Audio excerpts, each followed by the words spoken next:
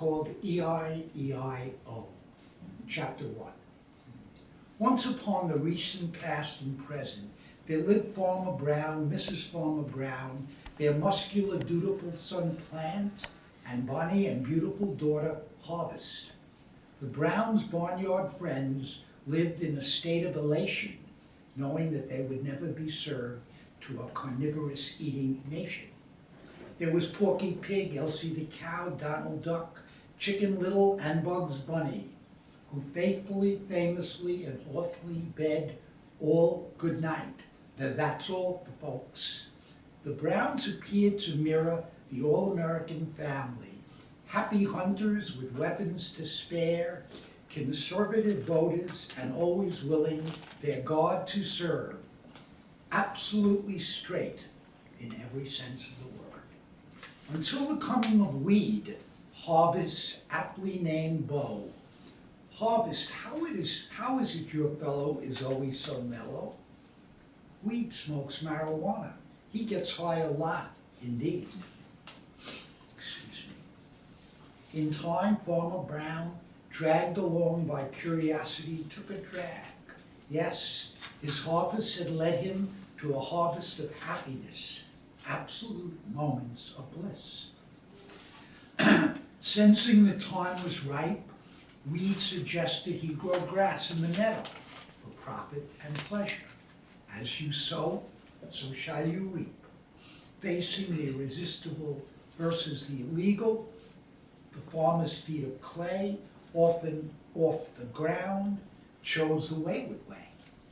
Let the growing proceed the very first day of May.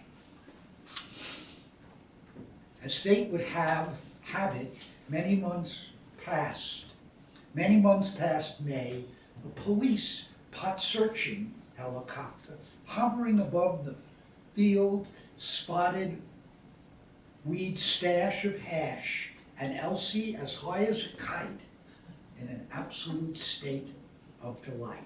In an instant they landed, rushed from the copter. Elsie was thrown to the ground, hoof cupped and flown away. A few days later, things take time. Police Chief Holmes, as in Sherlock, expressed his growing disbelief that Elsie had planted the pot and tended the crop. Growing more and more circumspect and suspicious, Chief Holmes ordered a raid, most surreptitious. Surrounding the Browns swiftly and silently, with shoeless feet, they broke down the door, not knowing that they were in for a treat. Consumed in a cloud of joyful air, they soon forgot why they were there. Eventually becoming aware of Holmes' stern stare, they cuffed them, read them their rights, what a sight, and took them away. The Browns were relieved to learn Elsie had not run away, just gone astray. Chapter 3. The Browns begged the court for a modicum of mercy. With the words of Victor Hugo, the law is the law, ringing in their ears, Farmer Brown went off to the pen to serve 10. Probation for mother, daughter, and son, heavily fined, financially done, and by all their neighbors absolutely shunned. Mrs. Brown, who had never had a drag or a poke, bewildered by her fate, chose to migrate. She moved to one room with the prison in view to await the return of her dear mate. Plant and Harvest went off to the city to hopefully ease their plight.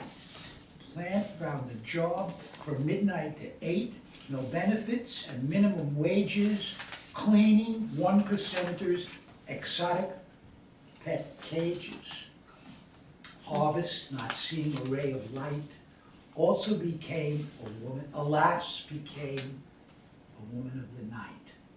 Of all the barnyard crew, only Porky Pig made it through. He's living in the Bronx Zoo. The others, sadly, they were cooked in many a stew. Elsie was sent to a rehab center until from her habit she had been weaned and her milk tested absolutely clean. I'm sorry. Then sent to a prison farm, the guards were mean and the grass was just green. Chapter 4.